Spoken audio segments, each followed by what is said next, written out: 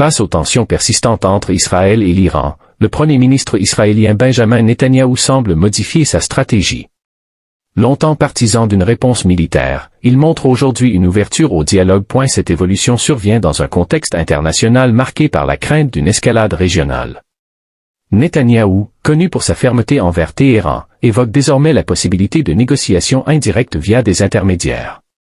Cette approche viserait à désamorcer les tensions, éviter un conflit ouvert et rassurer les alliés occidentaux. La pression interne en Israël, les défis économiques et l'instabilité régionale pourraient également justifier ce changement d'attitude.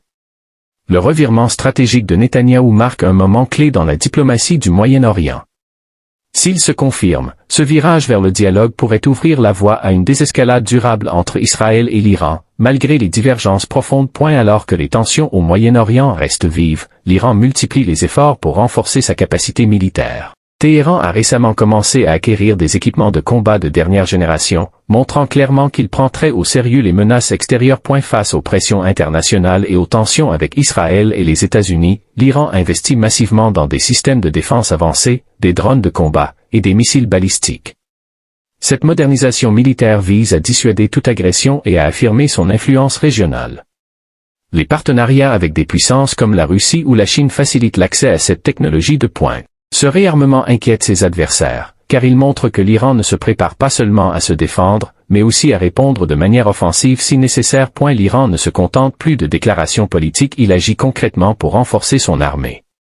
L'achat de matériel militaire de dernière génération est un signal fort envoyé à ses rivaux. Cela pourrait soit augmenter les risques de confrontation, soit pousser à une négociation sérieuse pour éviter une guerre ouverte. Le président de l'Iran affirme de plus en plus une posture de fermeté face aux pressions occidentales. Dans un contexte international tendu, Téhéran adopte une position souveraine, rejetant toute soumission à l'ordre imposé par les grandes puissances.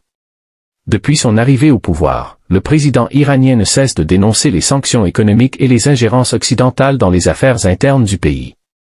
Il affirme que l'Iran a le droit de développer ses capacités militaires et nucléaires à des fins pacifiques, sans avoir à se justifier devant l'Occident. De plus, il renforce ses alliances stratégiques avec des puissances comme la Russie, la Chine ou encore certains pays d'Amérique latine, montrant qu'il existe un autre pôle d'influence mondiale.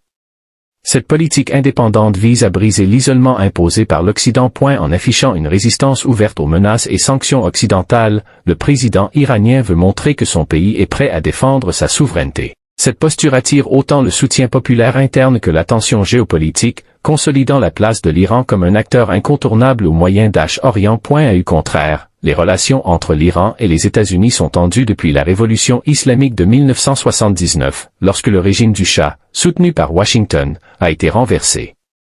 Depuis, les deux pays sont en opposition sur de nombreux sujets: nucléaire, présence militaire au Moyen-Orient, sanctions économiques, soutien à des groupes opposés. Allié majeur de l'Iran. Russie: coopération militaire, nucléaire et diplomatique. Chine: partenariat économique et stratégique. Syrie: soutien mutuel sur le plan militaire et politique. Venezuela et quelques autres pays opposés à l'influence occidentale. Les États-Unis sont perçus par Téhéran comme une puissance hostile, en raison des sanctions, du retrait de l'accord nucléaire par Donald Trump, et de la pression militaire et diplomatique exercée contre l'Iran. Dans un contexte géopolitique tendu, la Russie et l'Iran ont renforcé leurs relations, faisant de Vladimir Poutine un allié stratégique majeur de Téhéran. Cette alliance se fonde sur des intérêts communs, notamment face aux puissances occidentales. Poutine soutient l'Iran sur plusieurs plans, diplomatiques, économiques et militaires.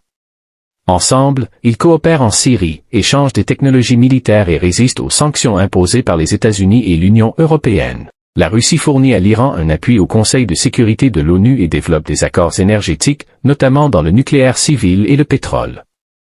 Cette alliance inquiète les puissances occidentales, car elle renforce l'influence des deux pays dans des zones sensibles comme le Moyen-Orient, l'Asie centrale et l'Europe de l'Est.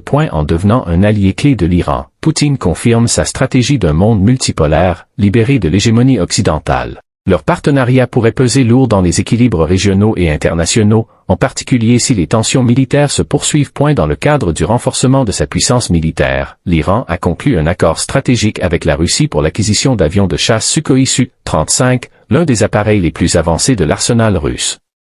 Le Su-35 est un chasseur multirôle de 4e génération, doté d'une grande manœuvrabilité, d'un radar performant et capable de transporter divers armements sophistiqués. Ce type d'avion donne à l'Iran un avantage certain en matière de défense aérienne et de dissuasion face à ses adversaires régionaux, notamment Israël et les États-Unis.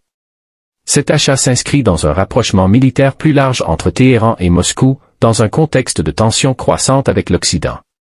Il démontre également que la Russie cherche à élargir ses partenariats stratégiques en Asie et au Moyen-Orient malgré les sanctions internationales. L'acquisition des Su-35 par l'Iran marque une étape importante dans l'équilibre militaire régional. Ce transfert d'armement renforce l'axe Moscou-Téhéran et inquiète les puissances occidentales, qui y voient une montée en puissance des forces anti-occidentales dans des zones déjà instables.